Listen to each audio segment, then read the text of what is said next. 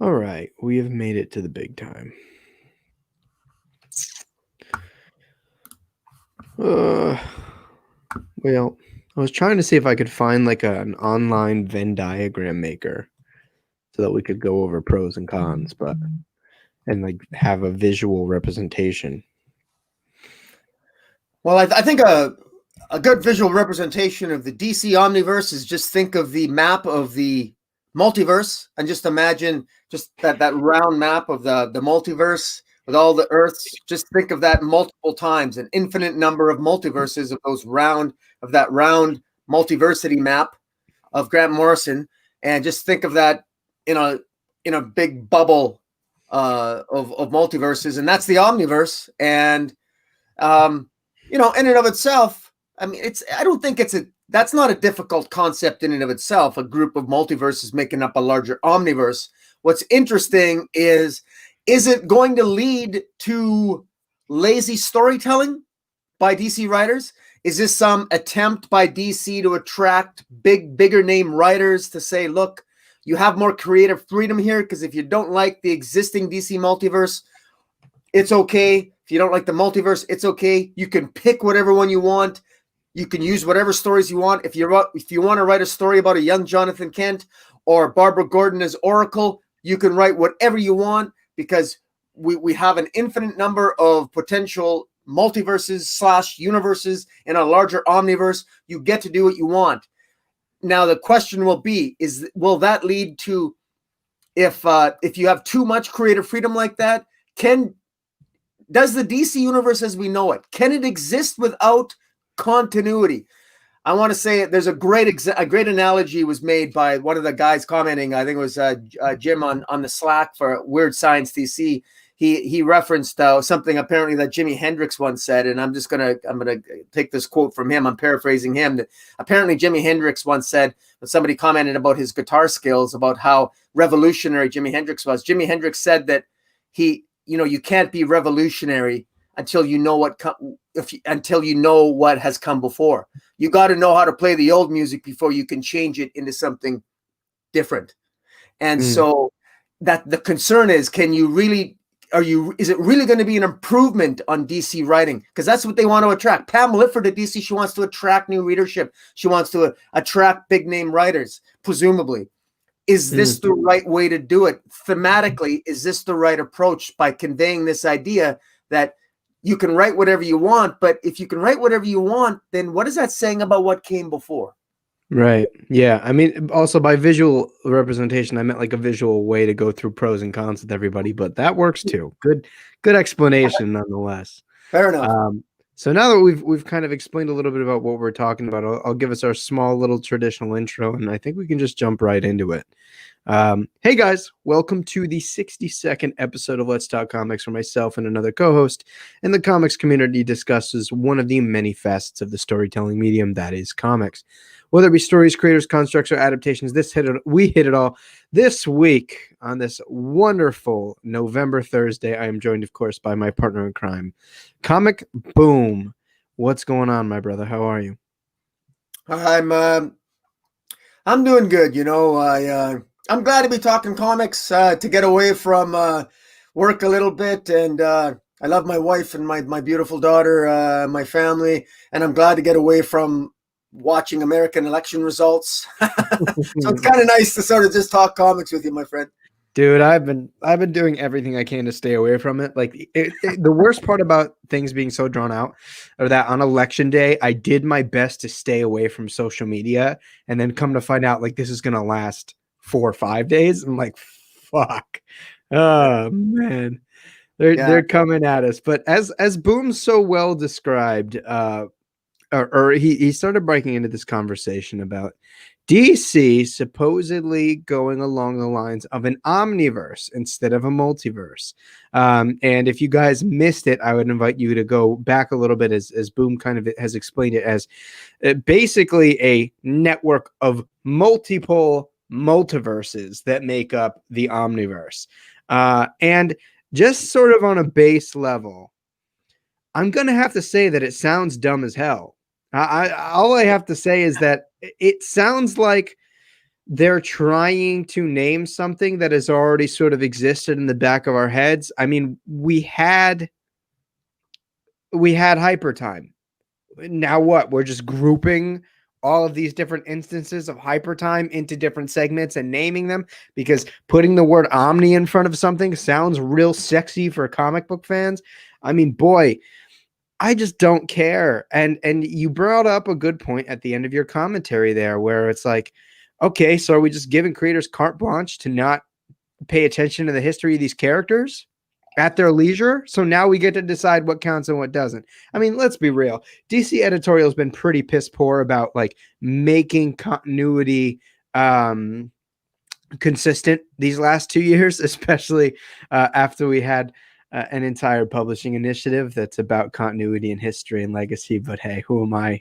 And don't forget, Dark Knight, that DC AT&T laid off a third of their staff, most of which we are told are editorial staff. So to the extent that DC editorial was problematic and perhaps somewhat of an oxymoron in and of themselves, that DC has cleaned out their editorial staff. So to the extent that DC editorial were perceived as doing their jobs, well, they're not there anymore anyway, even if they were doing a good job, and the jury could, we could, agree or disagree on that. Right. The fact is is editorial what is the editorial policy of DC? I mean, and really we haven't been given a lot of indications from Pam Lifford directly. We can infer from her actions. She's not a big fan of Black Label. On the other hand, there's been some things she hated the Batwing, but then there's some things that she liked. She wants to attract big names. As a matter of fact, just recently I found out that Jeff Lemire was he wanted to write his Question series, and he did. He wrote 4 issues of the Question for a Black Label series. DC only let him do Question if he did a Joker Black Label series, and that's why he ended up doing that Joker series, the Joker Smile or whatever. I can't remember the exact. But it's interesting. So I'm not entirely sure what the motivation is there or the direction, but the fact that they're we cannot forget that the evergreen titles that DC has are often Elseworlds tales, whether it's Red Sun, DK, Doomsday Clock. All these big name Watchmen, all these big name titles that DC sells in their echelon of best-selling graphic novels, they're all predominantly Elseworlds tales, and DC gets tied up in big events and stuff like Death Metal. I don't know.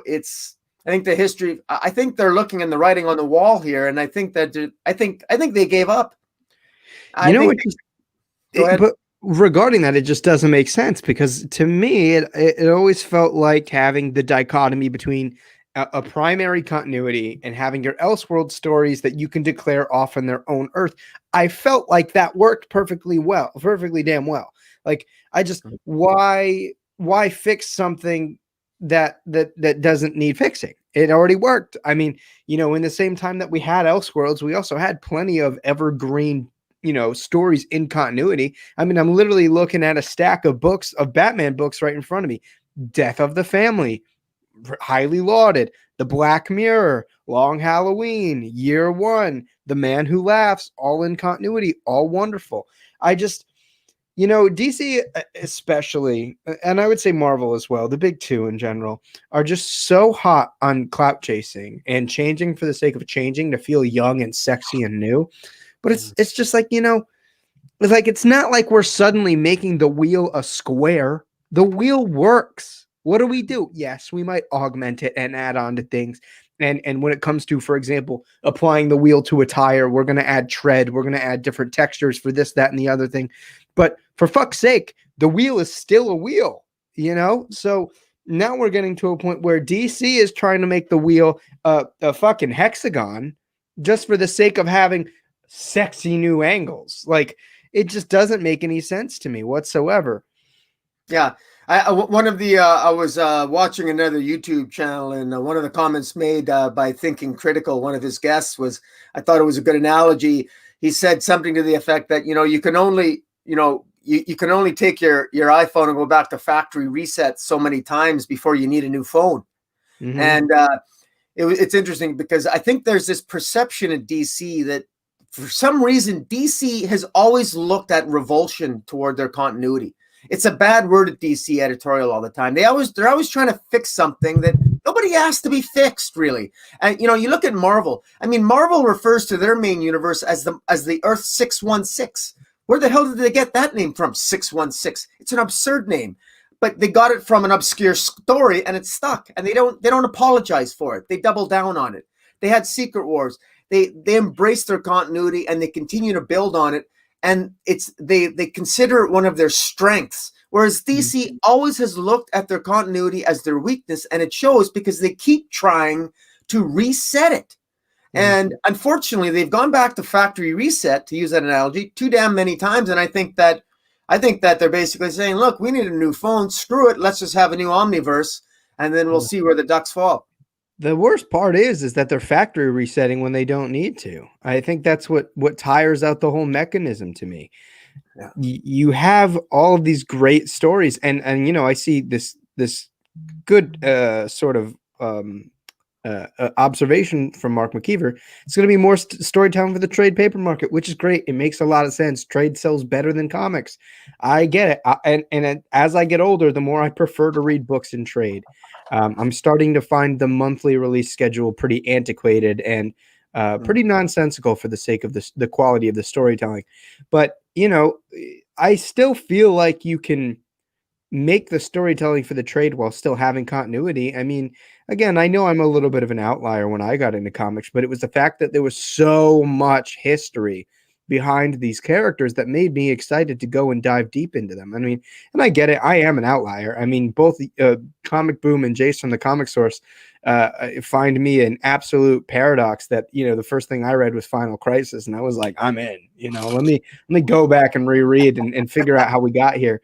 But I still feel like that exists for some people. I feel like continuity is both a little bit of a barrier to entry, but also something that excites people. It makes somebody feel like there's a lot behind what you're reading, and therefore there's going to be a lot in front of it. Yeah, I mean, one of the advantages, like if I've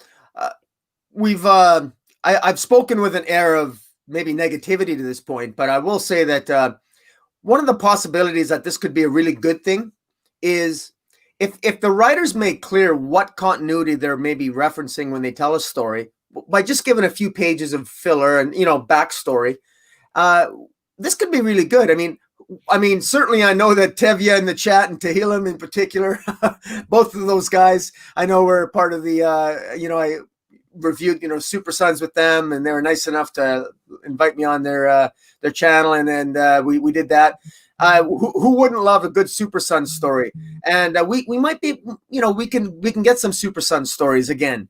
And there doesn't need to be an explanation. If we're going to embrace a loose continuity, then we can tell a young Jonathan Kent story, and it doesn't have to fit in necessarily. And that's the advantage of that. And I understand that, and quite frankly, sometimes a good story is a good story, and I don't need to necessarily have them all fit in everywhere. But so I don't want my own prejudices to get in the way of a good story. Nobody does.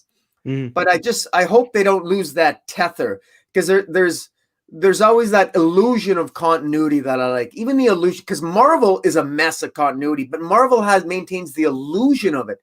All I need is the illusion of it, and it'll make me happy. My concern is I don't want DC to even lose the illusion of it. You know what I mean? Yeah, I get that. And I agree with you to a degree. I do. I mean, me. At the end of the day, I care about good stories, good art. How are we telling these stories, right? Those are the primary things that I put all of my that is like the bucket that I put all of my fucks into, right? Those are all the fucks that I give. It's about the quality of the storytelling. But something that does intrigue me is having that history and that continuity. That's part of what makes superhero comics, I think, so enduring. And it's also something very unique. I mean, what other form of entertainment media out there has that type of continuity besides maybe the James Bond films? But even then, they're not really contiguous. You don't follow one straight line. So to that degree, there's nothing like Big Two Comics and how they carry their continuity. And yes, it needs to be updated and modernized. I'm often one of those people that articulate for it. I argue for that. I've been saying, hey, why don't we let like Scott Snyder go redo a bunch of Golden Age stories, but modernize them? Like let's take those plots and amp them up for the modern age. Let's do something like that. But with that being said, the lore and the continuity should still be there. It's just such a foundational part of Big Two Comics. And it's weird because it is hard to reconcile, trying to find that happy medium where we're maintaining continuity when it matters, but also restructuring it and modernizing it, right? Like who is to say and how are we to say what should be modernized and what shouldn't? Because it's going to, like, what you want out of your comics are going to depend from reader to reader. Yeah. And another thing that we've talked about, building on what you're saying, is there is a distinction between knowing the characters and continuity itself. And one of it can't be emphasized enough that if you have somebody who, if a lot of writers, they know the characters well, but you can write a great Batman story that is a great Batman story, but is completely out of continuity. Like that doesn't really fit into the existing Batman mythology, but it might be a good Batman story isolated from the rest of the history, of the continuity. It's possible. However, if every single story arc you have is not in sync with any previous story, my fear would be, maybe I'm wrong, my fear would be is that you would lose a loyal following. To me, you build up a loyal readership because continuity is what breeds the readership. Because if you tell a fantastic story, Dark Knight, and I expect you will, because you got a comic book coming out. So if you tell a good story, I'm going to come back for the next issue because the next issue, I'm going to assume you're going to respect the continuity you've established in your first issue, whether it's at one issue or whether it's 6-issue arc. And that's my fear, is that I don't mind a great story, but if you want to build readership and a loyal fan base for a new generation, you have to have some degree of continuity.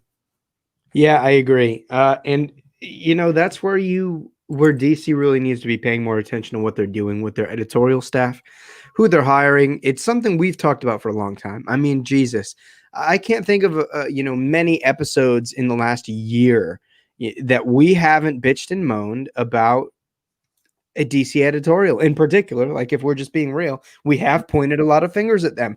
I have pointed a lot of fingers at them because they're not putting the right people in the positions to not only act as a conceptual editor, right? And for those of you that don't know what a conceptual editor is, they're the story editor. They're the person that's going to be working with the writer to develop their idea into the best possible thing it can be, right? They're going to filter out all of the things that might not work if they're doing their job well, and they are going to turn that little bit of carbon that the writer starts with and present a diamond to the reader.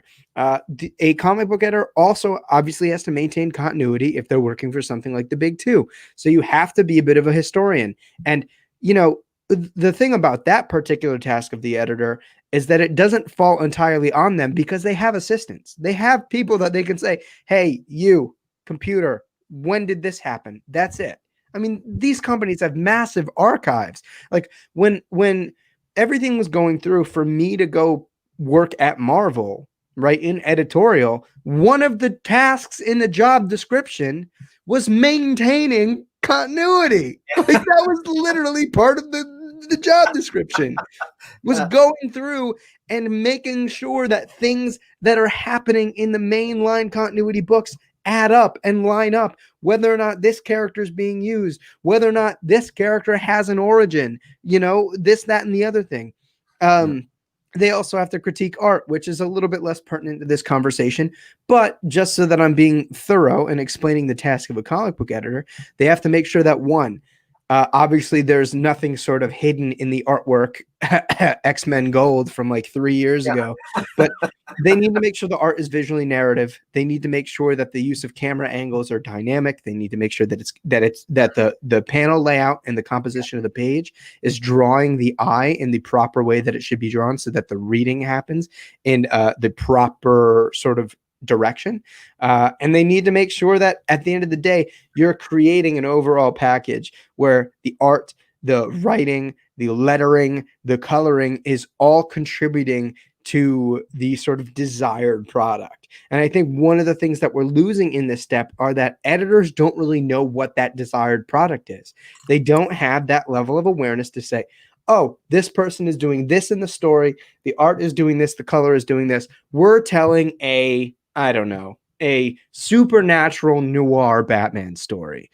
To them, they're like, no, we're telling a comic book that's going to go out there and make $3 or $4, and then we're going to follow up on it if it's popular. And that's one of the biggest problems to me.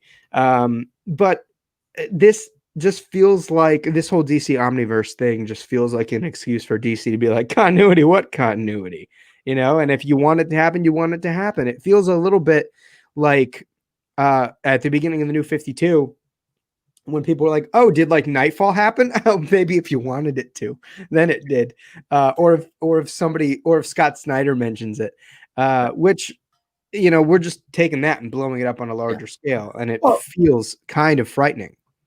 I don't know if I brought this point up when we went live or slightly before, but just to state what all of us already know, DC AT&T laid off a lot of DC editorial staff already. So, and since Pam Lifford, who's now really in charge of DC publications, I mean, if she's out there and she's looking for big name writers, and you've just eviscerated your editorial staff, I don't think you need to be a keen analyst to make the observation that the priority is with the writers and the power is with the writers and not the editorial staff. Now, and that's a little bit of a concern, because, as you said, you just rattled off, at least in theory, what an editor is supposed to do, and what loyal readers would hope editors are supposed to do. And I would just hope that there's, like, in my mind, a good editor should be able to enhance a writer, because if you take a writer who, let's say, knows nothing about Batman, I collaborate with people all the time, at the risk of sounding egocentric. Anybody who works with people, who has a job that you got to work with other people, we all know how to collaborate. My God, it might be challenging, but we can do it. If you give me a great Batman story and I need to put it in, I have to shoehorn it in right now, in between two James Tynion runs, and it's clear that there's some continuity errors. If you tell me that there isn't a way that we can make that great story work, I just don't believe it. A little bit of creativity. If you're a writer worth your grain of salt, you can bloody well make it work. And you better be able to put your ego aside with a little bit of, to allow an editor to say, you know what, great story, we just need to tweak this and tweak that. It'll fit in perfect, and it'll be more recognized by the readership because it fits in with continuity. It will be remembered more, generally speaking, I think. And you'll have the benefit of it both being an evergreen classic tale and fit into continuity, as opposed to just being one of them. I think it's a difficult claim to make there, though, because there are sometimes stories that will, that somebody has in mind that will take place in an emotional sort of area of a character's life, or a physical time in somebody's life where X, Y, and Z things are happening around them.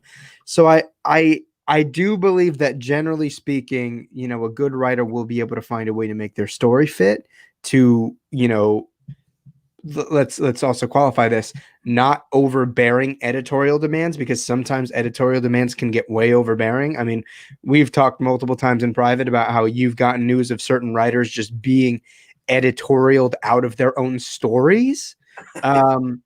But you do have to admit that sometimes stories will 100% require a specific setting, whether that is in time, in place, or the sort of emotional state of the character. And if that emotional state of the character is something that is triggered by a very specific event in continuity, well, then you might want to tell it in the best time possible so that this story resonates with where that prior story left off. So it's a little bit of a double-edged sword. Although for me, it just doesn't make sense why we can't just maybe you just say, hey, we're going to go off and tell this story that happened like 2 years ago. Or, hey, we're going to go tell this Elseworlds or this Black Label story. It just feels totally nonsensical. And also, it just helps to kind of have a level of division so that readers and fans understand where and how things are taking place, right? Like Superman Red Sun.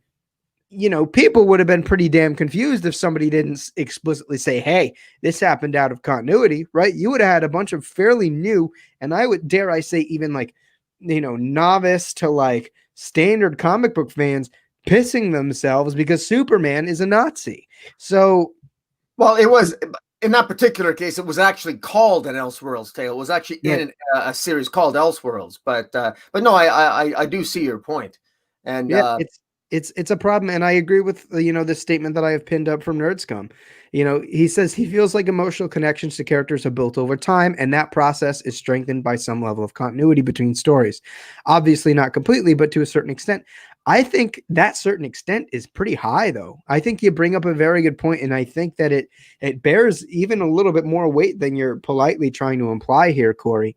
Like, it means a lot for you to be able to spend time with a character, get to know them, watch them grow. That's why I like Damian Wayne so much. That's why he's my favorite Robin. If you had just taken Damian's best story, Tim's best story, Dick's best story, all of the Robin's best stories, sure, in an isolated incident, I would not be saying Damian Wayne's my favorite Robin.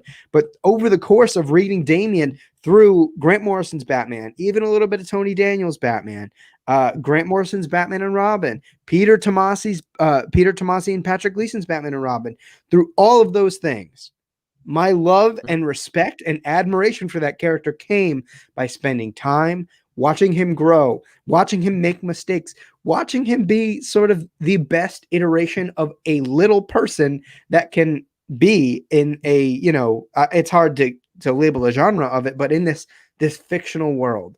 So yeah, I mean, continuity is massively important, especially when it comes to really building a fandom behind a character. Now, there are exceptions, right?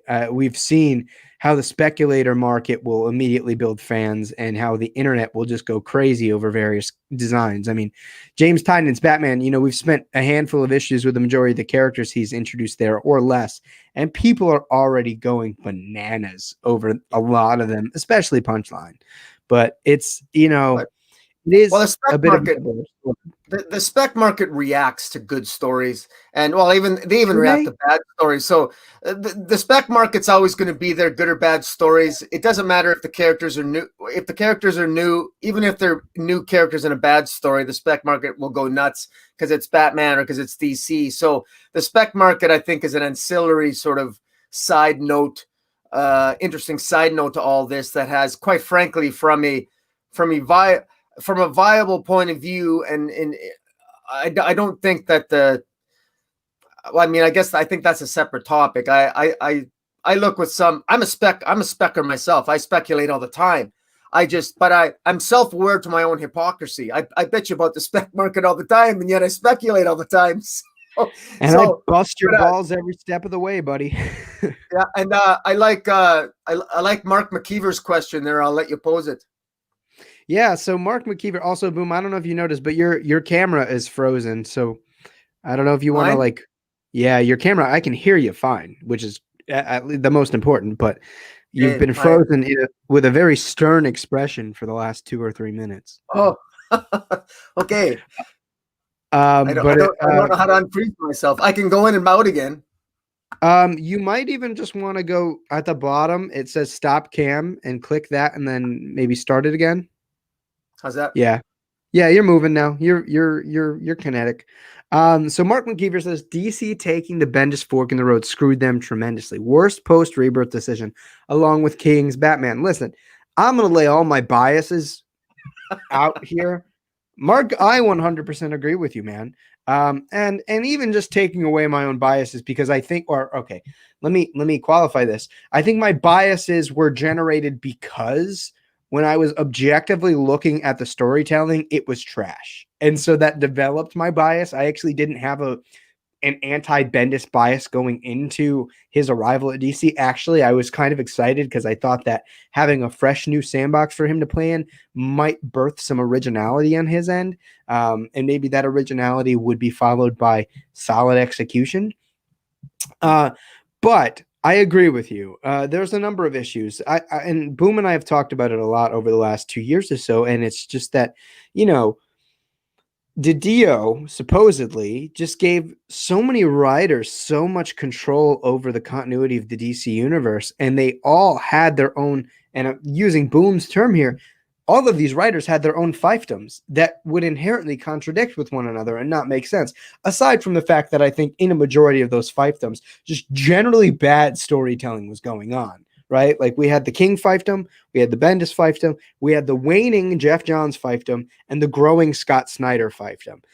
In 3 out of those 4 fiefdoms, trash storytelling was happening. Some to lesser degrees than other. And in my opinion, Jeff Johns was constantly exhibiting the strongest storytelling, and yet he had the most diminishing amount of control over the DC universe. But I think that ultimately this Omniverse thing is a way for them to take that multiple fiefdom sort of system and apply it on a grander scale. They're like, hey, Jeff Lemire's going to go do his question verse, which I'm cool with. I'll read that. Shit. Bendis is going to go do Bendis things. Who knows what Snyder's going to do anymore? Tom King, I don't know. He got ridiculed off of main continuity books, so let's see what happens with that. But it feels like they're just leaving open a lot of space to just say, hey, this writer's going to have his own pocket of the DC universe. Let me tell you the worst case scenario right now. I mean, the worst case scenario is this is a last ditch effort to save Bendis by DC. Because when you think about it, an Omniverse fits perfectly into Bendis's writing mindset, because Bendis doesn't care about Bendis. Even if Bendis cared about continuity, it wouldn't matter because he doesn't know it. Bendis doesn't know DC history. Apparently, he's read a lot of DC comic books. There's just no evidence that he's done so in his writing. I mean, in the pages of Young Justice, early on, he had Cluemaster being alive. Cluemaster was killed, died in the pages of Batman Eternal. And then he had to try to undo it at the end. That's just one small example. He doesn't know the history of any of the characters of Young Justice. He was just puking stuff on the page. Mercifully, issue 20 of Young Justice, it's over, it's done. But look at the mess of Superman Action Comics. We're going into future state. The remnant of one of Bendis's stories about shrinking the bottle of the city of Metropolis. That's going to play a role. Sounds like a dumb idea, but whatever. He's squeezing it in. Continuity. If continuity doesn't matter, it fits Bendis perfectly, because we know that Bendis doesn't care about continuity. Bendis has been doing his own thing. He's got General Zod in the latest issue of Legion of Superheroes. General Zod is Mon-El's grandfather, great-grandfather. Zod's still alive in the 31st century. Rogol Zar showed up in the 31st century. We still don't even know what Rogol Zar's motivations were in this century. Bendis doesn't care. He's doing whatever he wants. And guess what? That's all well and good if the story's great. Let's even assume Bendis' story is great. The fact is he's ignoring continuity. And if the story's good, we can be very forgiving. But boy, when the stories suck, and Bendis' stories generally aren't that good. And I've been favorable. I don't even mind aspects of certain. I think he has got some good ideas, but for the most part, his stories do suck. But my concern is, and you got to wonder, like, Bendis isn't fired. Bendis is still getting to write his Leviathan story. He's still writing Leviathan Checkmate. That was just delayed. We're still getting that. So whatever the new DC becomes after Future State, after Endless Winter, whatever becomes, because Mark Waid, you know Mark Waid's working on something big. What's Venditti doing? What's Bendis actually working on now? We know one of them. He's already written Leviathan Checkmate. DC is heading to something different. Is it going to be bigger? And whatever it is it really going to be something that's beholden to continuity? And I just want to throw this out there real quick. there's no writer out there that knows DC continuity probably better than Mark Waid. And I made the big mistake and it was big, and I fell on my sword, and you've given me grief for it, believe me, about Bendis. I was really hoping Bendis would rock the DC world, and boy, was I wrong. But I got to tell you, it's hard for me not to get excited about Mark Waid, because I love Mark Waid as a DC fan. Leaving aside Mark Waid's personal struggles and issues and whatever they are, I don't care. As a writer, I love Mark Waid, and he's a DC guy and a Superman guy, and he loves continuity, and nobody knows it better than him. And I really like the idea of him coming to DC, and he might be DC's saving grace. We'll have to wait and see. We'll see. I don't know if DC is going to have a saving grace anytime in the near future. I think the saving grace is going to be completely, maybe not completely, but overhauling the executive editorial staff and putting somebody in there that really knows what they're doing and can look at comics as something more than just picture books, that are, I don't know. I've had this constant thing gnawing at me, and it's felt like DC has not cared about the quality of their stories. They were far more concerned about just putting the stories out there, and their entire line, for the most part, has sacrificed for it. I'll play like my pretentious card for the day. I feel like I'm reading stories for children at DC. I really do. Like these last couple of years, they felt juvenile. They felt like, we're going to say it's dark, but it's going to be about friendship and Care Bear stares. It's not strong storytelling. And I've been getting pushed further and further and further into Marvel and into indie comics because let me just put this out there. I'm a grown man and I want to read stories for grown men. And DC, listen, you already have your YA line. You already have your middle grade line of books, and you already have your children's line of books. Stop taking the main line, whose almost entire audience are adults, and making them simplistic and for children. And you know what the worst part about it is? It sells. It fucking sells. Like death metal is the perfect example. It makes no sense. It's an absolute mess. It is literally tearing apart continuity, and people will suddenly accept it because it's cool and wild and fun. And then at the end of the day, what? We get this cover of Wonder Woman holding her own hand from fucking 40 years ago, and everybody's like, this is going to be great. Everything's going to be fine. And that's just indicative of the problem. Let's tell stories. Let's focus on telling real stories that matter, that have impact, because you putting some fucking shiny metal armor on the Justice League doesn't give it impact, right? Like, I don't know. It's and sing it, brother. Go ahead. Keep singing. It's freaking frustrating too, because this is what's selling. Because the spec market loves it. The 12-year-old fucking men in the body of 30-year-olds like eat this shit up, and that kills me, man. Like, I get it. We don't need 12 different Sandmans being published at one time, or Sweet Tooth, or any of the good Vertigo stuff, but like, god damn, can we tell stories that are for adults in these books? Because we're not back in the 30s, 40s, 50s, 60s. Like, that's just not it. Comic books, like, the audience is adults. Let's tell stories for adults. You already have your children's line. They're doing well. Why do you need to make more books for children? It just, I don't know. I just want to build on what you're saying. First of all, I'm gonna just rephrase or restructure what you said. The fact of the matter is that in the past, they never wrote down to children. Like, they never, a lot of the comic books, like the reason why comic books held so much appeal in the 40s and 50s is the irony is that children read them, but they were actually adult stories. They actually had adult themes, and that's why children loved them so much. That was the whole controversy of comic books in the 40s and 50s, where Frederick Wortham, Seduction of the Innocent. That's why they were so concerned about comic books, because the comic books never, ever spoke down to kids, never insulted children's intelligence. They were actually intelligently written, well thematic stories. And now, over time, of course, comic books have evolved, but I share your sentiment. And you bitch about Death Metal. Let me bitch about Wonder Woman for a second.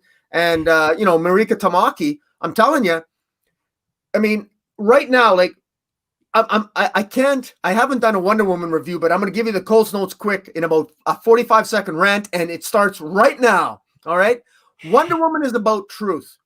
We live in a day and age where truth is under attack. We got fake news. We got everything. You can say whatever you want. You don't have to make it a political story, but Wonder Woman has Maxwell Lord. She's got she's in a 5 or 6 issue story arc with Maxwell Lord.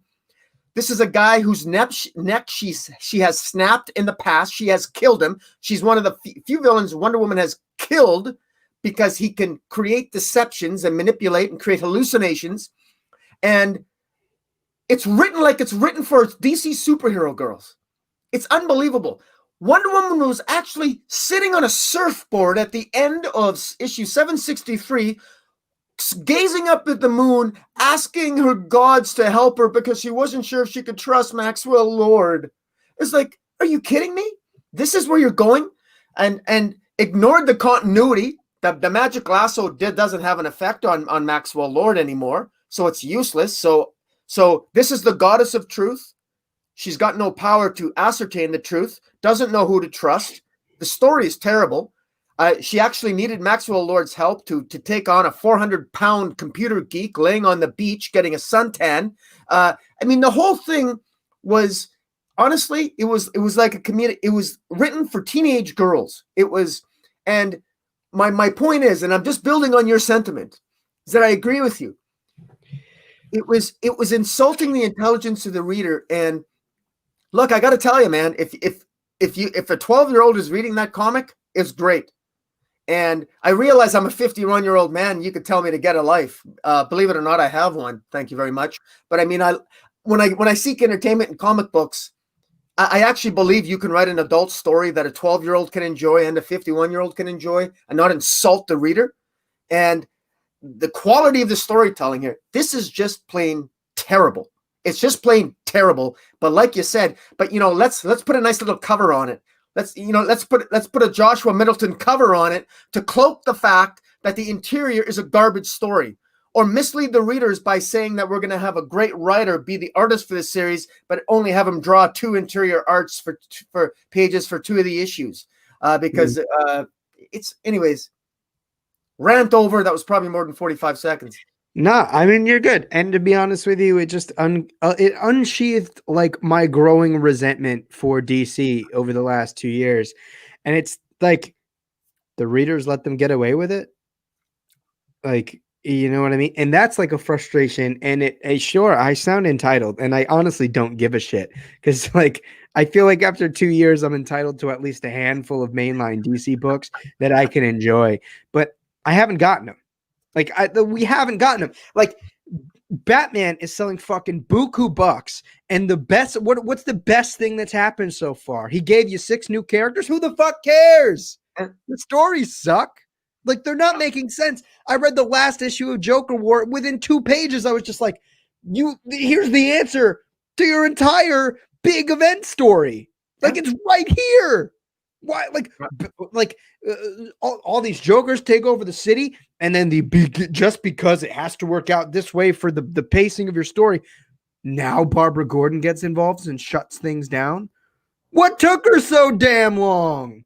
Like, there's constant issues like that, and people ignore it, and they don't care because it's fucking cool, and they're introducing new characters that just look cool, and I'll give you that. The designs look fucking sweet, but when those characters are just used in there as fucking sprinkles on a goddamn Sunday, and there's no fucking ice cream in the cup, give me the fucking ice cream. That's the story. That's the fucking meat. Like, I'm just so tired of nobody holding them accountable. Like, I remember when I first reviewed Dark Knight's Death Metal #1. You remember the little skit when I was banging my head up against things? I felt like that for years with DC Comics. Years. And I get it. Every story does not need to be written for me. Every story does not need to be written at Jeff Johns' caliber. But for fuck's sake, can someone at least try? Like, nobody's even trying. And like, it's clear Bendis only cares about his royalty machines. That's why fucking Discount Doomsday is showing up in the Legion of Superheroes, so he makes a quick buck. That's why, right? And like, Tynan, when it comes to his independent stuff, firing on all cylinders, working on Batman. Let's just create new characters. Who cares? Who cares about this Ghost Maker? Who cares about Clown Hunter? Who cares about fucking Harley Quinn #2? I don't. I just want a good story. Like, oh my God. And then these writers tell the readers, they're like, we're going to do this big emotional thing. And then they don't do it. And then at the end of the story, the readers are like, oh, he did this big emotional thing. Just because they told you they were going to do it doesn't mean they did it. Jesus. Oh my God. Rant over, I hope. Yeah, no, I mean, you're singing, brother. I mean, this is definitely the live stream for rants, and you brought up some Moki dude's comment there, and he says it's why he's been reading indie comics for more than mainstream. The big two haven't done anything that's really nabbed him as of recent, though Marvel's making a bit of a comeback. I actually agree with him. I've been enjoying some. I've actually been enjoying Marvel a little bit more as of late, although I do think they have their shortcomings. The indie market is fantastic, and I think that there's something to be said. The indie market really is. It's attracting the bigger talent, and of course, the Kickstarters are doing great. Of course, Dark Knight, you got your story, the Helix Project, which people should go out and check out for sure and pick up.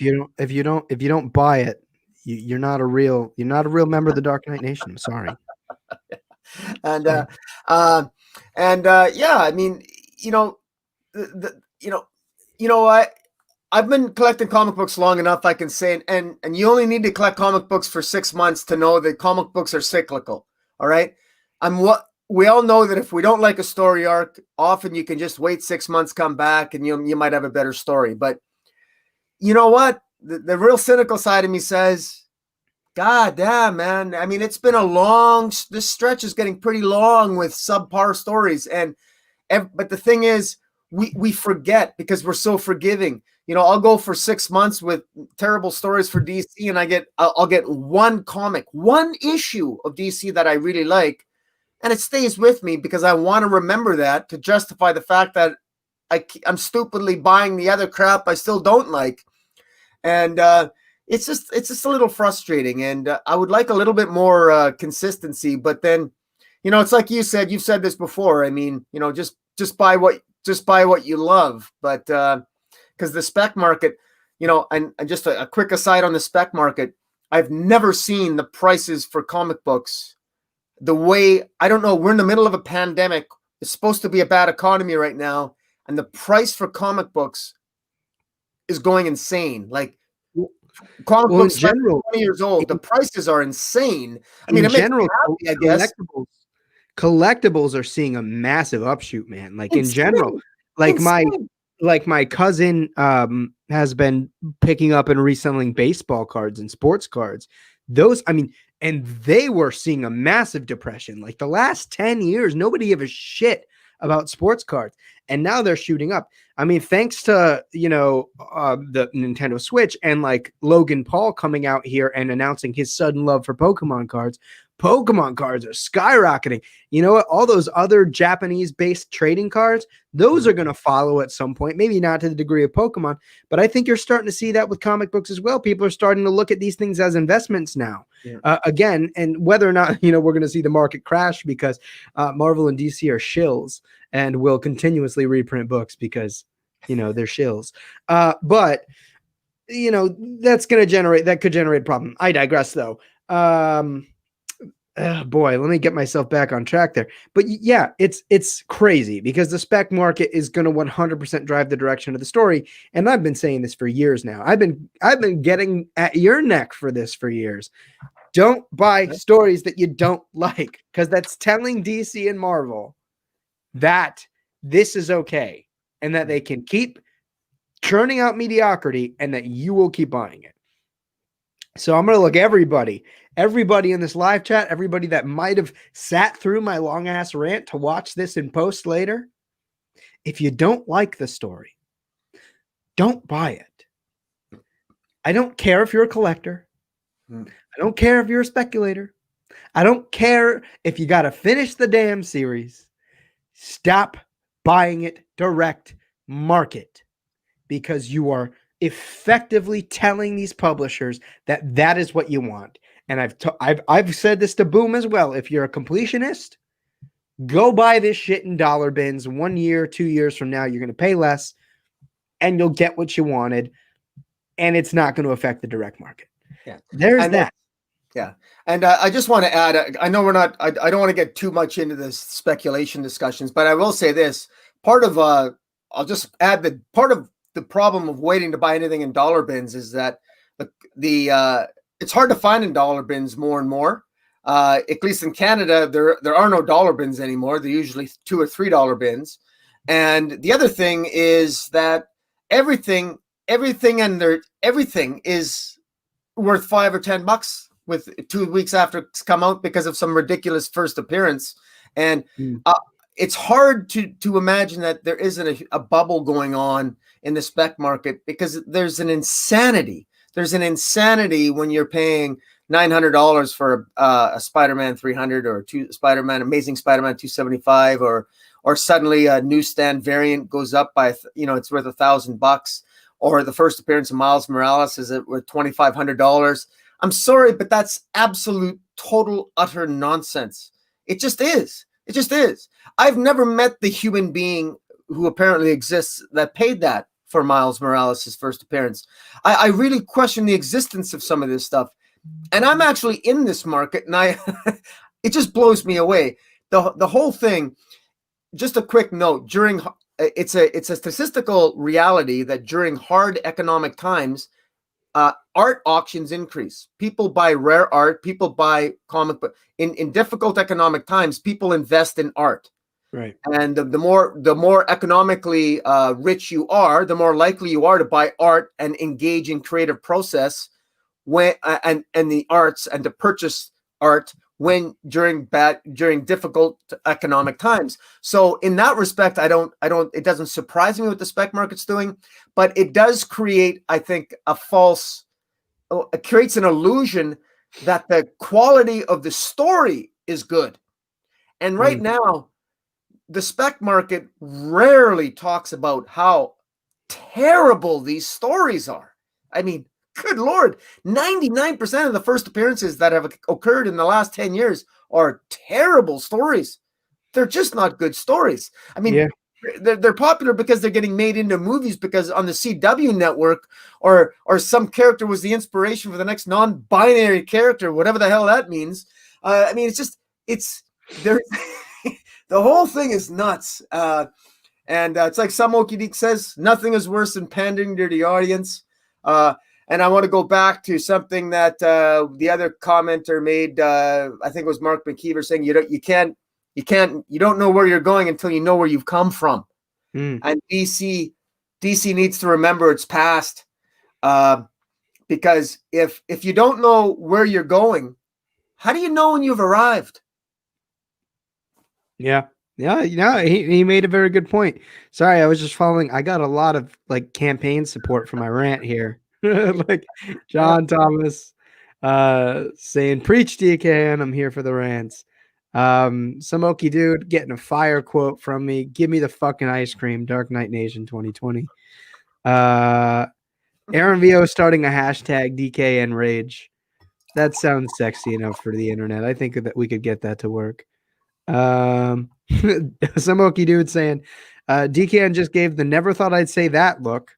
I don't know what it was, but there's a lot of stuff that I had to kind of package wrap inside my fucking cranium, because I was like, if I want to work in the field, this, that, and the other thing. But that I just kind of came to the conclusion that who the fuck's gonna go 45 minutes into one of these little live streams, that's gonna offer me a job at a publisher to determine whether or not I guess I am friendly or sociable enough to maintain a positive work environment. But at this point, I don't really care. I think I just the fuck bucket has fallen over, gentlemen. Mark McKeever actually asks a non-related, but I think a good sort of palate cleansing question. How did me and Boom meet? Was it through Joey? It's through Joey, right? Well, we did meet through YouTube, and I think it might have been through Joe's Geek Show. We just became friends on YouTube, and I think then Twitter, and then we started talking on direct message on Twitter, and then we just started to.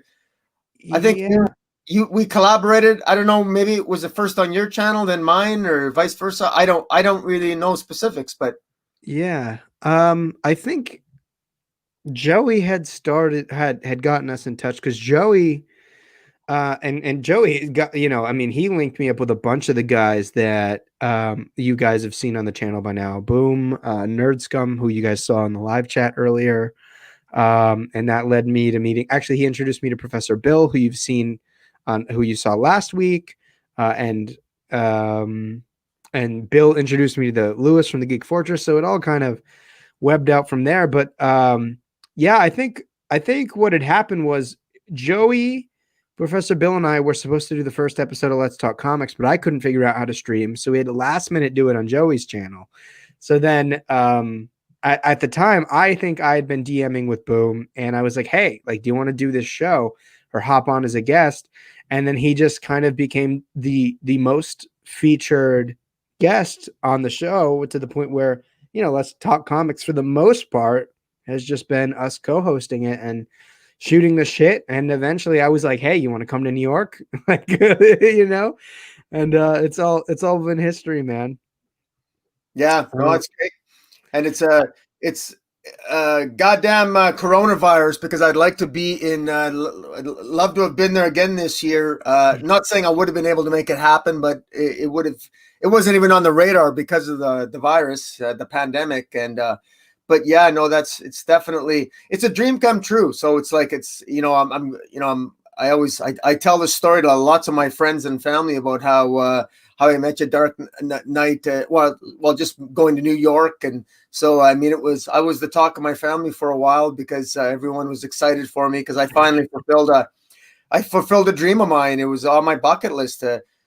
Well, I should say, in truth, the bucket list was always San Diego, followed by New York. I didn't realistically think it was going to happen for the foreseeable future. And by last year, when it only happened because of your invite and your hospitality with you and your buddies there, it was a good time. Dude, we need to do like a stream and just drunkenly reminisce over New York Comic Con. That would be a good time. Yeah,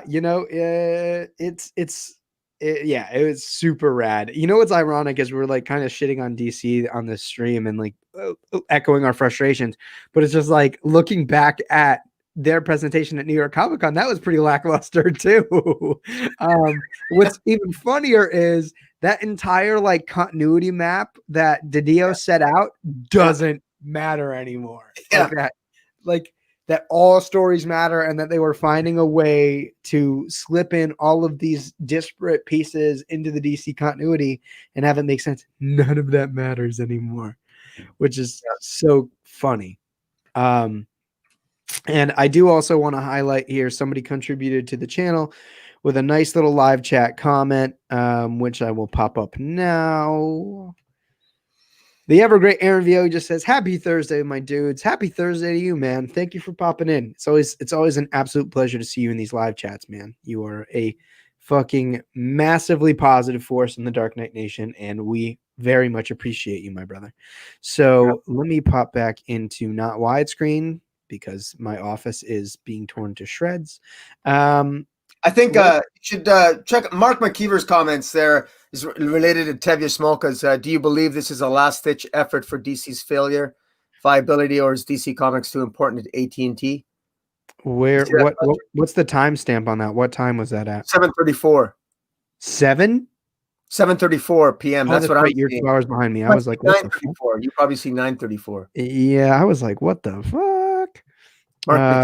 BTP Product. He said, "How's it going, guys? How's it going, man? Thank you for popping in today."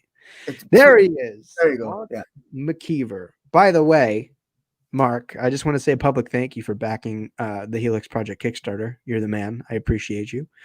Just figured I'd give you a little bit of public appreciation. Very much appreciate that.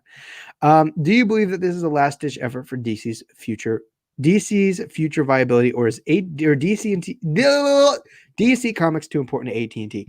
DC Comics is not very important to AT&T. DC Entertainment and the properties and the IPs that are housed within DC is what matters to AT&T. I think that if DC could viably either license the characters in comic book form only to other publishers, or get rid of the comic books altogether, I think they'd do it. But Josh or John Thomas brought up earlier, that they were huge because of movies. Movies are actually not even the biggest moneymaker for Warner Brothers regarding the DC IPs. It's merchandise. Merchandise makes them exponentially more money than film does. I mean, you have to think about it. They put these characters on a little plastic toy that they probably make for about a penny a pop, maybe 2 pennies if we're getting a little bit risky here. And they make 15, 16, 17, 18, $36 off of these things. I mean, the DC universe, like Todd McFarlane line, how much do you think it costs to produce those things? 5 cents? What are they selling for? Like 20, 25, 30 bucks? So, DC Comics will probably never technically die. We will see it in some shape or form. Whether or not that form can stand on its own, or if it's limping across the ground before us, I think that only time will tell. But I don't know. I could be wrong. Boom. What do you think? Well, just a couple of interesting things. I was listening to Heidi McDonald. She has her own podcast. It's actually quite good. I can't remember the name of it. I'm kicking myself. You guys check out comic book podcasts. Heidi McDonald's, she hosts one. Anyway, she was actually talking about this, and it's very interesting that it is incredible that comic book sales are actually really good in 2020, despite the economy. Now, this is incredible. We've now I'm not going to pretend to know why, but they're actually pretty good. The spec market is really high. Comic books are selling. We actually got growth on graphic novel sales, and incredibly enough, very interesting as well. In the last 3 years, we've had a downturn. We've had a decrease in the sale of manga comics in Japan and internationally. And people are wondering why. People are speculating as to why that's the case. And so the manga market is making some adjustments. And I say that because to relate that to Mark McKeever's question, do I believe that this is a last-ditch effort for DC's future viability? I don't think it's a last-ditch effort. I think what it is that it's an adjustment. They're trying to adjust to a changing market, or what they perceive as a changing market, to maximize it. I think that it's clear looking at the book scan numbers. And when I say book scan numbers, you can Google book scan numbers. When you look at the books, the graphic novels that are sold to the big bookstores like Random House, for example, Chapters, et cetera, et cetera. By the way, Random House is also a distributor, which DC might actually use. Now that they're down to one, DC might expand into that. They want to expand it into the book market and to sell graphic novels and ultimately comic books in graphic novel form into the book market. I think that's clear. That's their young adult line. That's apparently successful according to the book scan numbers. We comic book fans and the guys in this stream here, we collect comic books, and that's our focus. But if you run AT&T, the money apparently is in the bookstores. It's not yes, comic books, they make money selling to direct sale retailers, comic books. Yes, they do. But the future is not the comic book retailer. Comic book retailers are part of the future, but they're not the growth, or at least the greater growth is perceived to be in the book market and in digital. And those are still growing. And that's what makes it so interesting. So I think this is not the end of DC Comics by any stretch. This is just, frankly, I just like I bitch about creatively. I think this is hills and valleys on creativity.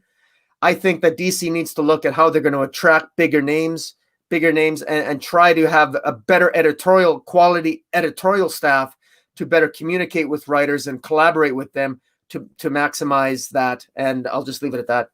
Yeah, no, you're not wrong. The thing is that comic books are such small peanuts to the various intellectual properties contained within the DC label and the DC line. So the integrity of the storytelling in the comic books is just like so far below the totem pole of their priorities, which is immensely frustrating, like absolutely immensely frustrating. And you guys could see me obviously getting real worked up 20 minutes ago, and it's because like these are the people I'm competing with for jobs, and the worst part is that having a love and an admiration, and even I would say a an affinity for the craft matters less and less now. And all that matters is adhering to what the corporation wants out of you, and it's driving me insane. And also, have a great rest of your night, Nerd Scum. I appreciate the kind Nerd words on the Scum. show. And good luck with your production meeting, brother. I hope your film's journey to the screen will be as smooth as humanly possible.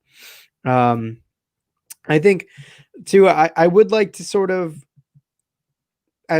come to a point where we can close out the show. Go back to the main topic because I opened up a can of worms tonight, boys. So let's do something cool real quick. First of all, we were talking about doing like a sort of pros and cons list of this DC Omniverse concept. So I figured I would make a little thing and figure we could do a little Venn diagram on PowerPoint of sorts. And not really a Venn diagram. Okay. So, and we'll be taking in some from the live chat as well, or at least discussing them. Boom. Give me a pro and or a con of this whole DC Omniverse concept. Well, I think an obvious a pro is that you can write what you want with, and you don't have to worry about history. Write what you want. Let me make this somewhat smaller.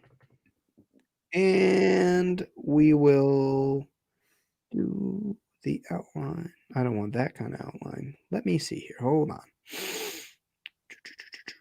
Text outline, a black outline so it sticks out a little bit better. And we'll turn up the weight. Cool. All right. So write what you want. Now, I feel like that could be debatable though.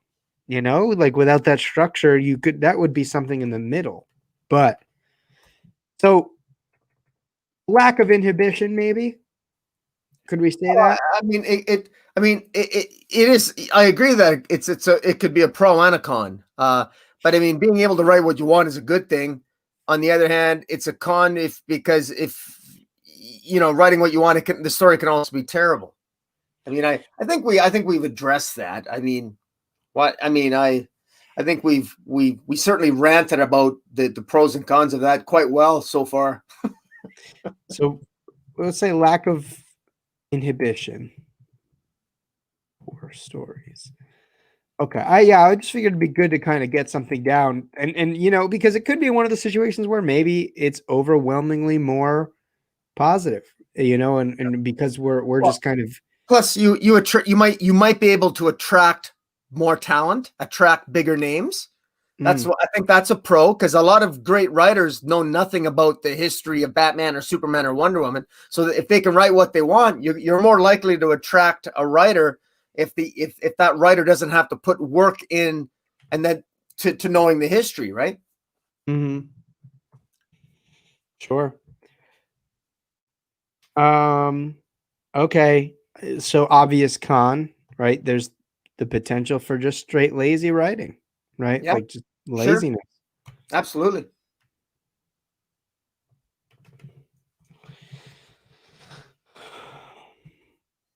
I think another fair one would be less incentive for. Less incentive for like longevity in readership, right? That might be a con.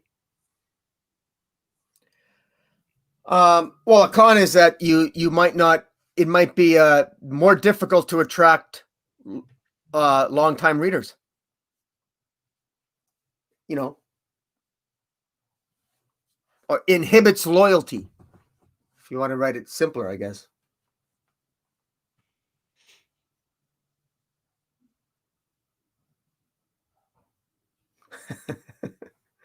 All right. So, John Thomas, are there really any pros? Yeah, it's debatable because I would even argue that a lot of these pros, you know, were already existent with the sort of potential for, Black Label or Elseworlds, right? Like Hmm. your lack of inhibition for stories. If you're given your own Elseworlds or you're given your own Black Label, you could, there's already pretty much carte blanche, do what you want. And in terms of attracting bigger names, Black Label did attract big names. I mean, Jeff Lemire came back to DC. Dennis Cowan came back to DC. Bill Sienkiewicz. I mean, I'm what's his name? Andrea Sorrentino came back to DC. So yeah, I think that was still technically existed before, as long as you have this sort of separate other corner of the DC publishing line where you can go and tell Elseworlds story.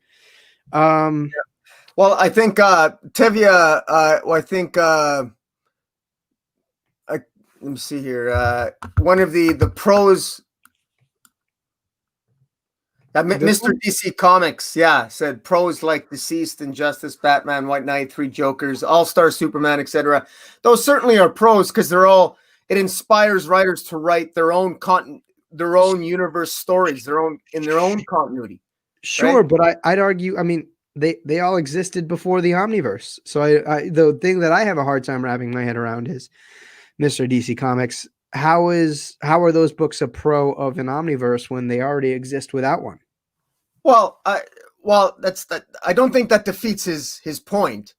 I mean, he's right when he says if you have an Omniverse, then it might inspire. I mean, nobody would complain if we got more quality level writing like Deceased, Injustice, Batman, White Knight, Three Jokers, and All-Star Superman. I mean, frankly, I would rather have, if I had to pick right now, I would rather have a series of evergreens like those titles than the garbage we currently have at DC Comics right now. I mean, Sure. So I would, but I think maybe what you're, you can ask, why can't we have both? But quite frankly, with an Omniverse, maybe having an Omniverse, maybe it's a psychological hurdle. Maybe if we had an Omniverse, writers would simply be more inspired and more inclined, and we'd get more writing like Injustice and Batman White Knight, because writers need inspiration, and maybe conceptually they need something to start from that inspires them more. Does the idea of an Omniverse inspire better story ideas? Maybe that's a pro. Yeah, but okay. I mean, even if we're going to make that statement, I think it's already pretty much here, isn't it? Like lack of inhibition for stories. Sure. Yeah. I feel like it's pretty much already encompassed there. I don't know. I mean, I can kind of get what you're saying, but I mean, all of those stories already exist with a continuity being in place. BT Productions makes a good point. Confusion for new and old readers, right? I mean, not to say that things aren't already confusing now, because they can be, certainly, but I feel like this could certainly muddy up the waters. No, it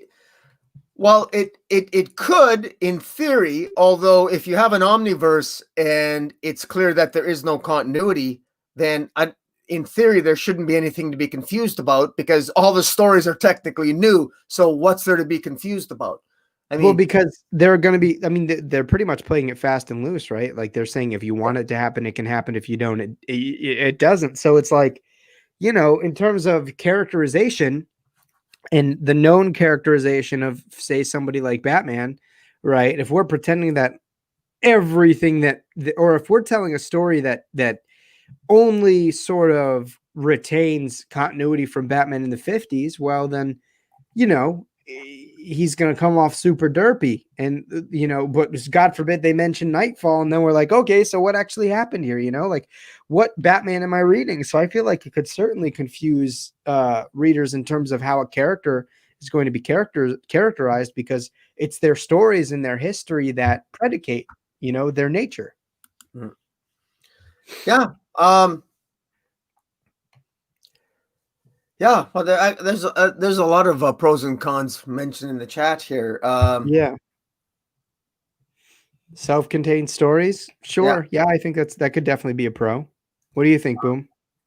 Self-contained stories, yeah, no, that's definitely a pro. One of the cons is by BT Productions, circular storytelling. That could happen as well. That's a con, because the circular storytelling, I believe what he means by that is there's a danger that we could get repetition of the same story ideas that are sort of retold and rehashed, because there's no because there's no continuity. A lot of writers might sort of repeat the same themes, and people might confuse stories and assume there's a continuity when there isn't. And yeah, so the one thing that gets me, and it's funny, it's pretty consistent throughout this whole list, is that I look at the pros and the cons, and I'm like, all these things already happen right now, like it's kind of sad, because I hear that and I'm like, oh, like how many times have we seen something completely recycled but just worse? Well, how many times before? You're right. It's DC already is basically given up, and it's like it's almost like they said, you know what, we're not even going to try anymore. So let's just create an Omniverse and make it official that we don't know what the hell we're doing, and we'll just call it an Omniverse, so we can give the illusion that we have some editorial direction when we don't. Yeah. Tevye also makes a point. Stories don't have any weight to them, right? I feel like without continuity, they may have weight, but there might be lesser weight on the sort of bearing of the overall publishing line, for sure. Yeah, no. Another good one by Tevye. No continuity and characters won't be able to progress. Yeah, I think that also sort of falls into the confusion for readers, right? Because you won't know when you pick up a story, like whether or not a certain bit of character growth or even sort of character detraction has occurred prior to the story. Yeah. But let's say unclear characterization in general.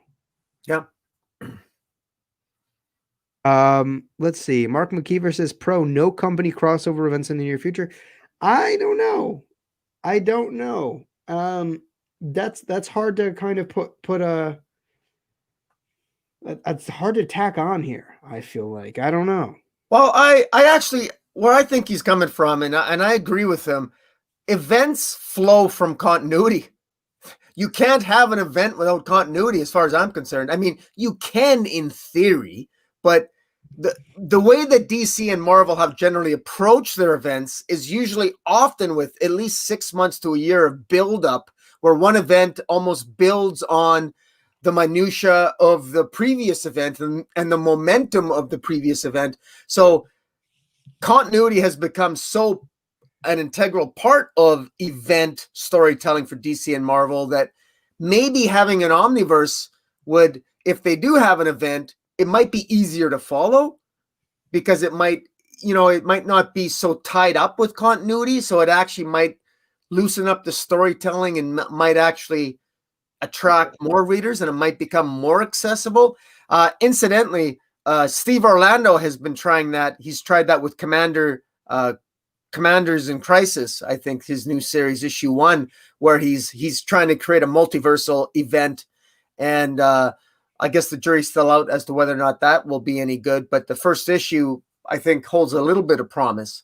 Although while it's a little bit pandering and arguably political, it's actually not as bad as I was thinking it was going to be. I mean, hasn't DC been pretty loose anyways? Like, isn't that like one of the problems we're having with them? Isn't looseness sort of one of the issues? Well, yeah. Well, like I said, the thing is, right now we're kind of speculating here. I mean, at the end of the day, a good story is a good story. I mean, a good story will preserve itself. I mean, some of the best stories, but we just can't avoid. We're going to keep going back to the central point, and that is, I mean, we got to go back to the evidence. The evergreen products for DC are almost, there's so many of them that are just Elseworlds tales. And what I don't understand about DC is I've always wondered why they canceled their Elseworlds line. Why did they do that? And that's what Black Label was basically. Well, yeah, but then why does Pam Lifford hold Black Label line in such contempt and bitch about Batwing?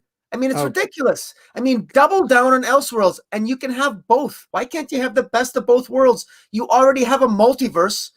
Is the multiverse not big enough? You need an Omniverse? Come on, you should be able to have both. That's pretty much what I was saying, wasn't it? Like why are we reinventing the wheel here? We had both, and we've had moments where both were pretty damn good. So why change it? And that's a big problem. And again, I think it's just indicative of DC trying to find something cool and new to excite people and to excite speculators, because when it comes to singles, speculators are driving the market, so they're like, we're doing this new initiative so that you can have a new first issue of this new thing, and it's new and more new. And by the way, did we tell you it was new? So then speculators, they get ready for it and they eat it up. So it's sort of like the guy who steals your car and then tries to sell it back to you. Exactly. That's what DC has done, and you might be, I think you whether by accident or intentionally, you stumbled upon you might very well be right about that, because I think the elements for good storytelling already exist in the DC universe. We already have the multiverse. There's plenty of room to tell stories. We already have hyper time. This is just repackaging something that already exists in the DC universe, but it's I guess ultimately it all comes down to marketing. Right. And that's the problem. It's more about the marketing and less about the quality of the storytelling. I mean, Jesus, somehow novels were able to make a very sustainable business that revolves around telling good stories. Gee whiz, Batman. Like, how does that work? They sell millions, books sell millions of copies worldwide. When the fuck is the last time a single issue of a comic book sold millions of copies worldwide? Come on. I mean, and I get it. It's a smaller story, but even then, when's the last time upon release that even a trade sold a couple 100,000 copies? I mean, that's a problem. Yeah. I mean, nowadays, I mean, let's face it. I mean, nowadays it's even in the spec market, 90% of it is all variant covers. Yeah. It's variant covers, 1 in 10 or 1 in 25 that nobody buys anyway, and the very few people buy in the first place. And then often whatever makes the news is either a multiversal change or a massive editorial shift, or some news that we're supposed to give a shit about, like, oh, Jesse Chambers is the new non-binary Flash. Really? So why should I care about the character? I'm supposed to care because it's non-binary? You know, and I hate, and again, you and I, we don't like to get into the political side of things, but let's face it, sometimes the big two, they address it head on and they bring that stuff up. And not that non-binary, it's an orientation, it's a whatever, sexual rated choice, but it really, what does that tell me about the character? I mean, it tells me nothing about the character. Why would I care if a character's on binary? Why is that supposed to be interesting to me? I mean, Joshua Williamson, in all seriousness, introduced, I don't even know, 10 or 12 different new Flashes in his 100 issue plus Flash run. And now we have to get another one. I'm sorry. Apparently they missed one because of all the characters Joshua Williamson created and were put on CW Flash. None of them were non-binary. So you got to create another one. And that's got to be the focus of this. The whole thing seems really just, I don't know. I don't want to sound like I'm being, maybe I'm sounding like I'm not trying to be a jerk, but it just, I hate when they sacrifice character development for shock value, and it's pandering, and wokeness, and it's unnecessary. It's unnecessary. You write me a good Flash character. I don't care if they're non-binary, gender confused, or purple or green or yellow haired or pierced. I don't care. Just give me a good story. Yeah, I agree. I agree 100%. And if their identity comes to be a strong part of their character, then so be it. But my selling point to a character isn't the way that they identify, right? It's like it's who they are and what types of stories we can tell with them. So I agree with you 100%. We'll round out a couple of these pros and cons here. Let's see. We've already gone through that one. Pros, it's way easier to introduce DC to new people without worrying about continuity. Yeah, I suppose that's true. Less of a barrier to entry. Yeah, no, that's true. Yeah. Less barrier to entry. Let's see. Unsure if to take more risks with characters or to play it safe. They're going to take more risks. I mean, this gives them the credence to do either or. So I don't know, if it's necessarily a pro or a con, or if it's just a fact. They can either tell their cyclical stories that we've mentioned, or they can take more risks. I don't know. I don't know if this classifies as either or. Yeah. No. Yeah. A bit of both. Yeah. Characters' histories don't make sense. Yeah, we've pretty much already said that. In terms of the characterization, how it's going to be unclear. Mr. DC Comics says pros: the story gets a definitive beginning and end from one writer. We've already kind of mentioned that with self-contained stories. Let's see. Stating the obvious, far more cons than pros. Yes, probably true. Probably very true. Con, we don't get our characters like Wally West, My Flash, Damian Wayne, and John Kent not progressing and staying stagnant. Yeah, I think that's pretty much covered under unclear characterization. Yeah. Con is that characters get changed permanently. I actually completely disagree with you. I think it means that changes are totally impermanent and that anything can happen. At this point, the entire sort of focus of the Omniverse is that everything happened and nothing really matters because anything can happen. And you can, as far as DC is concerned, they're just like, hey, if you don't want it to be a thing, it doesn't have to be a thing. And certain writers might create stories in certain contexts where whatever they do want to happen, happened, and whatever they didn't want to happen, didn't happen. So I actually respectfully disagree with you completely, man. I don't think this means characters get changed permanently at all. Yeah, he might have been thinking just he may have intended that the other way, but yeah, I understand where you're coming from, and obviously one of the disadvantages of a strict continuity is you can't.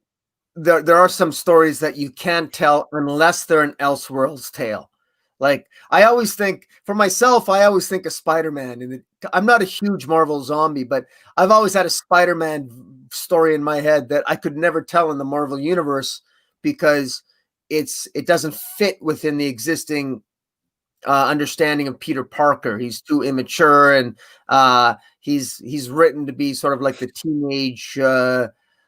teenager young. I've always thought of Spider-Man as being one of the more experienced Marvel heroes. I've always thought him as being the same age as Tony Stark, which doesn't fit into continuity apparently anymore. I always thought him as being more experienced than Captain America because he started fighting when he was 16. Captain America entered the war when he was 21. He's fought for 5 years, and then all of a sudden he's in the future. I think I've always thought of Spider-Man as being one of the most experienced fighters in the Marvel universe. I think he's one of the most intelligent characters in the Marvel universe. And yet everything I just said is absolutely wrong if you apply it to the Marvel universe, because Spider-Man is shoehorned in and he's kept perpetually young, and they change him all the time. But to the extent that I egocentrically believe that I could write a good Spider-Man story, it would never fit into the Marvel universe. And so when I think of my DC heroes, I can only imagine that there's a lot of writers out there that feel inspired about a Superman story or a Wonder Woman story or a Batman story that they could never tell if they're restricted by continuity. And so in that respect, I think the Omniverse might be a good idea. Yeah, I don't know. I mean, it's just rough. Yeah, no, I don't know. It could just be that and I've admitted to it. I'm pretty disenfranchised with DC more than anything right now. You know, I don't trust them. And especially when, you know, they supposedly already have a structure and they tend to sway outside of it anyways. What do I care if there's no structure? You know, it just signals to me that they're going to continue to perpetuate things that, well, they've already been doing and that I already don't like. So it's hard to say, you know, I feel pessimistic, but it's true. And on an optimistic note, I'll say this: go buy indie comics. Indie comics are great. They've been real damn good. There's never been a year where where I've been more interested in picking up new indie series. And, you know, I guess I have to thank DC's mediocrity for that. But I just want to give a shot. I want to make this comment. I love the Black Label line. I hope DC, I wish they keep it. There's a great scene here in Hellblazer issue 2, Rise and Fall. I love it. And I want to show it to everybody. There's a great scene where John Constantine confronts a demon that's in the body of a 10-year-old boy, in the body of his old friend. And when he confronts him, his 10-year-old friend says, "You're not going to attack a 10-year-old boy in the middle of the street." And John Constantine, asshole that he is, attacks him and kicks the 10-year-old right in the balls in front of everybody, and he doesn't care. And because John Constantine has principles, and if somebody's an asshole, it doesn't matter how old they are, you take them out. And I'm trying to find the scene here. It's hilarious, but yeah, here it is. You know, you got to kick the 10-year-old right in the nuts. Tries to take him out. And anyways, that's kind of how I'm feeling right now. If DC is possessed right now with indecision and a lack of direction, or it looks like it, and they need a swift kick in the balls. They do, and you're not wrong about Black Label. I think that was like the most disappointing thing about hearing about, you know, it pretty much dissolving, and as it has been, because Black Label has been doing a great job. I mean, we brought up the everything Jeff Lemire's done for Black Label. The Last God, by the way, not enough of you motherfuckers are buying this book. It's great. The art is stellar, a very sort of photorealistic penciling from Riccardo Federici. Philip Kennedy Johnson, who is an up-and-comer in the industry, tells a spectacular high fantasy tale in this book that is for adults. And that is something that I have been that's just appealed to me on so many levels, is genre storytelling in comics. Like, let's do it. Let's tell a fucking badass fantasy story in a comic book. And I would just add, I would add to what you're saying that it took me 30 minutes to read the last issue of Last God that I read. It took me 30 minutes to read because it's got supplementary material in the back. It's substance filled. It really tells a good story, and for me, and it challenges me as a reader to grasp, to get a handle of all the concepts and all the rich backstory. A lot of work has been put into it by Philip Kennedy, and it's definitely well worth a read. And they just had a one-shot come out. I forget what it's called here. Is it this one? Tales from the Book of Ages? Yeah, Songs of Lost Children. Oh, I haven't gone to my comic book store. Yeah, it just came out this week. It's a one-shot, The Songs of Lost Children. Yeah. I won't be going to a comic book store for a little bit. So this one's actually written by Dan Waters, Steve Beach, and Dave Stewart is the colorist, but it's really good. And it just, I mean, like you said, I mean, sing its praises, but you know, again, so DC, and that's Black Label. I mean, we talked about 2 Black Label stories. I would not complain if I got a series of great stories, instead of me going more and more to indie. why can't DC give us more independent stuff? And maybe that's what the Omniverse will evolve into, is more just independent titles. Who knows? See, that's the thing that bothers me, is that like they had Vertigo. I mean, like everything that Image is right now would not have happened without Vertigo. And DC killed it. And the worst part was when Vertigo was doing some of its best work, DC Mainline was also doing some of its best work.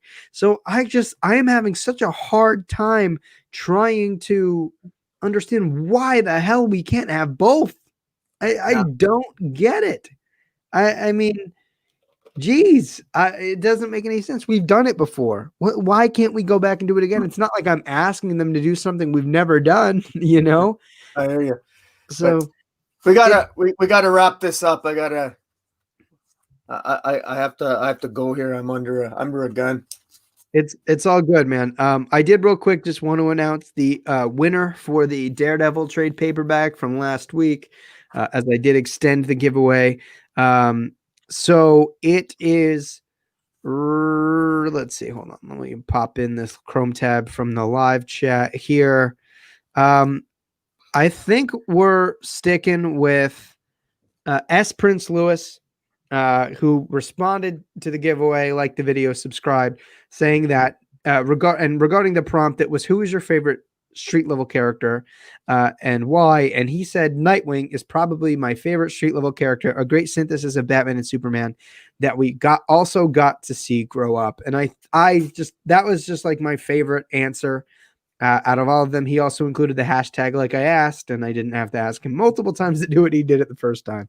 So S. Prince Lewis, or if anybody contacts him online, shoot him my way, have him reach out to me, either, through the comment section of this video or on Twitter, which you can find my Twitter handle down below. Congratulations, S. Prince Lewis. I hope to be able to get this book out to you. So please reach out whenever you can. If you don't get back to me in like the next 2 weeks, I'll give you 2 weeks. I'm going to have to pick another winner. But again, thank you for participating. Thank you for watching, and get in touch so I can get this graphic novel to you. With that being said, I want to thank everybody so much for watching. I know we were real off topic tonight, but I think a big part of it was that we both had a lot to get out of our systems, and DC has been a source of shared aggravation for the two of us for a while. So it was good to kind of just get it out there. So thank you guys for dealing with that. And all of that lack of structure.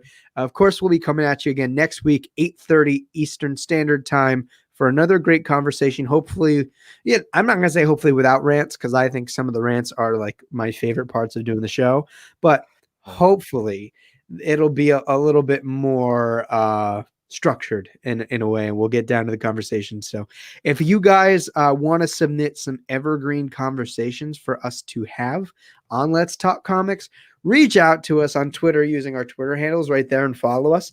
You can just shoot us a tweet saying, hey, I think you guys should talk about this on Let's Talk Comics. And, we will certainly open that up to consideration. So with that out of the way, I want to prompt all you guys to like this video if you enjoyed all of our rumbling and ranting. Subscribe to both of our channels if you haven't already. You can find Boom down in the description below. One of the most unique comic book reviewers on the internet, and one of the people's whose balls I like to bust the most on the internet. So, sue them a little bit. Check them out. Boom. I know you've been talking about making your comeback for a while, but the real question is, when the fuck are we getting that God Country video? Oh my Lord. I do have remnants of that floating around on my computer. I'll see what I can do. I've